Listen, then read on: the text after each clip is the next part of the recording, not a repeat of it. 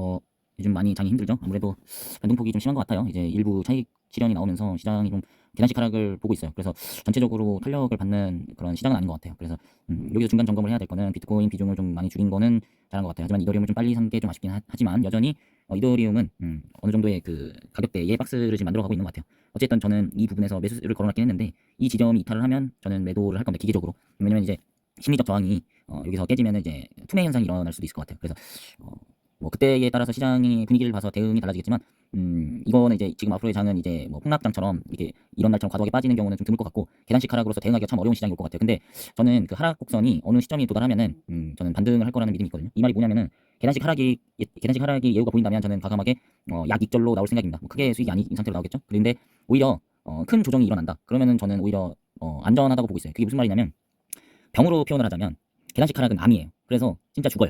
근데 이런 건 약간 골절상이라는 거죠. 그러면 결국엔 낫긴 하거든요. 오히려 급격한 하락일 때는 오히려 이제 저점 매수세가 들어오기 마련이기 때문에 저는 오히려 손교체로 인해서 좀 앞으로 갈 수 있는 그 기반을 단단하게 달 수 있다고 생각을 하거든요. 특별한 악재가 없는 이상 급격하게 이제 하락폭이 나오는 경우는 차익 실현밖에는 해석이 안 되는 건데 그 차익 실현을 받아주는 물량이 충분히 들어온다는 것은 시장이 아직도 이 상승을 바라본다는 확인이 되는 자리예요. 그래서 저는 오히려 계단식 하락이 계속 지속적으로 유지해서 업비트 기준으로 470만 원이 이제 이탈을 한다면 그냥 약 익절을 할 생각입니다. 그래서 대응은 그렇게 할 것 같아요. 그렇지만 저는 아직도 이더리움의 상승력이 있다는 걸 믿고 있고 조금 시기가 좀 딜레이 될 것 같아요. 저는 시기적으로 원래 지금쯤 이제 가격 반등이 와서 저는 오히려 그 시즌에 일부 이제 수익 실현하면서 비중을 축소하려고 그랬는데 계획대로 되는 게 하나도 없네요. 그래서 전체적으로 장을 계속 모니터링 하고 있고 비트코인은 사실상 뭐 그렇게 빠졌다고 볼 수는 없어요. 뭐 많이 올랐으니까 소화할 수 있는 이런 시간이 필요하죠.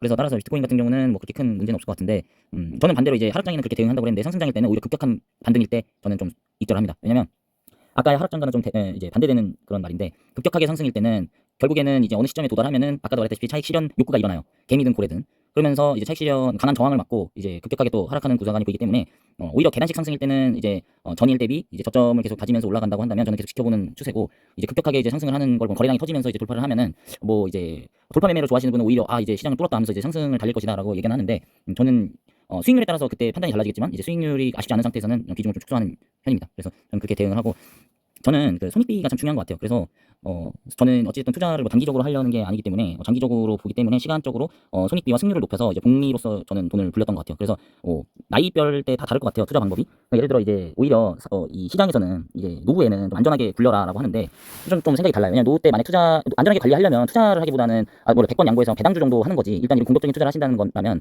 저는 오히려 시간적인 게 이제 짧기 때문에 저는 좀 강하게 좀 베팅을 해야 된다고 생각하거든요. 어찌됐든 이 공격적인 시장이 들어왔다는 것은 기대 수익률을 크게 가져가려는 거 아니겠습니까? 그러면 오히려 뭐 무책임한 말일 수도 있지만 일단은 저라면 노후 자금이라면 이 시장에 안 들어와요. 근데 만약 들어왔다라고 한다면 저는 강하게 투자를 해서 단기적으로 큰 수익을 보고 나갈 생각입니다. 왜냐면 쓸 시간이 없어요. 60살에 은퇴해가지고 투자를 10년간 하면은 70살이 된단 말이에요. 70살에 사실 물론 비하하는 목적은 아닙니다. 근데 70살의 100억과 60살의 100억의 차이, 그 30살의 100억의 차이는 어마어마한 차이가 있다고 생각하거든요. 그렇기 때문에 저는 오히려 그러면 강하게 시간이 없기 때문에 강하게 투자를 하는 거고 저는 지금 30대이기 때문에 앞으로 투자할 시간이 많아요. 그래서 말을 길게 했는데 욕심을 버리고 꾸준히 승률을 가져가면서 그 손익비를 계속 지켜가면서 이제 회전을 하다 보면 복리가 엄청 무섭게 막 드러나거든요. 그거는 뭐 이제 투자를 오래 하신 분들은 뭐 당연히 아시는 내용이니까 뭐 말은 길게 안 하겠습니다.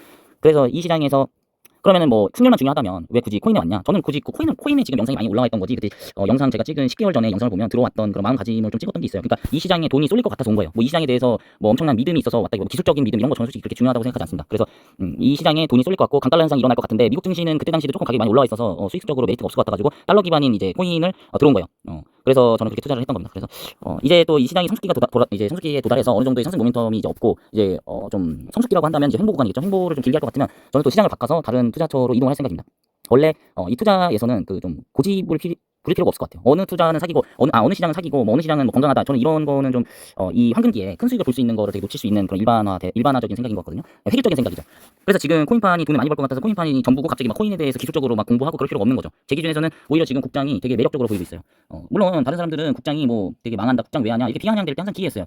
물론 국장이 과거적 데이터로 봤을 때 여전히 박스피고 국장을 오랫동안 투자했던 사람들은 고달팠겠죠. 그 오랫동안만 투자했기 때문에. 근데 항상 시장이 안 좋았을 때, 시장이 안 좋고 시장에서 조롱을 할 때, 그때 들어갔을 때의 상승 모멘텀은 꽤 가시적인 성과를 냈을 거거든요. 분명히 그냥 쭉 들고 갔으면 문제가 있었겠죠. 근데 저는 국장에서도 수익을 계속 봐왔고 국장에서 코인으로 넘어와서 가시적인 수익금을 챙겨서 또 빠져나가서 국장이 안 좋기 때문에 국장이 들어가려고 하는 것 같습니다.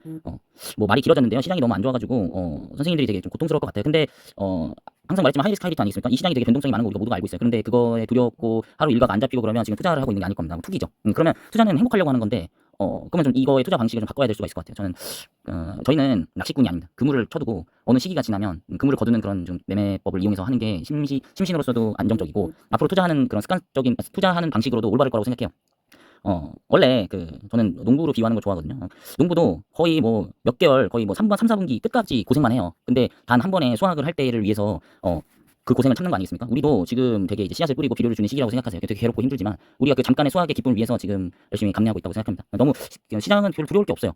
뭐 제가 지금 봤을 때는 시장은 지금 매우 건강한 상태고, 저는 오히려 이게 안전하다고 봅니다. 그래서 시장은 어느 정도 안정화가 돼가지고 횡보 구간이 일어났을 때, 저는 매집을 해봐도 좋을 것 같아요. 그래서 매집도 해보고 실질적으로 저는 계획이 2월 전에 전부 이제 매각을 하려고 했는데, 저는 시장에 지금 계획대로 되는 게 하나도 없기 때문에 대응을 해야 된다고 생각합니다. 그래서 지금 같은 하락은 두려워할 게 아니고 흥분해야 돼요. 매수를 해야 되는 그런 싸다.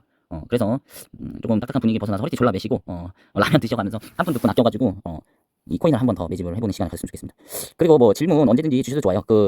유튜버는 약간 좀 질문에 답변이 느릴 것 같아요. 그래서 인스타로 또 DM을 주시면 뭐 늦게라도 꼭 답변을 드리거든요. 그래서 제가 뭐 전문적인 지식이 없습니다. 근데 어쨌든 이 투자를 14년 동안 하면서 다쳤을 때의 그 아픔의 그런 내용과 그리고 다시 일어날 수 있었던 그런 경험들을 나눌 수는 있을 것 같아요. 그래서 그런 제가 혹시 이런 말을 할 때 여러 가지 뭐 오류점이 있으면 선생님들께서도 댓글로 악플은 좀 쓸 수도 있지만 어쨌든 저에게 훈계나 교정을 해주신다면 저 또한도 감사할 것 같아요. 왜냐면 저도 이 온라인 이 넓은 바다에 제 이런 개인 정보까지 올려가면서 이제 내용을 공유하는 이유는 저에 대한 정보도 줄 수 있지만 선생님들이 갖고 있는 또 지식을 저에게도 줄 수가 있거든요. 그런 좋은 선방향으로 그런 선한 방향으로 가기 위해서 지금 공유를 하는 거니까 언제든 댓글로 어떤 내용도 이제 남겨주셔도 되니까 댓글도 많이 남겨주셨으면 좋겠습니다.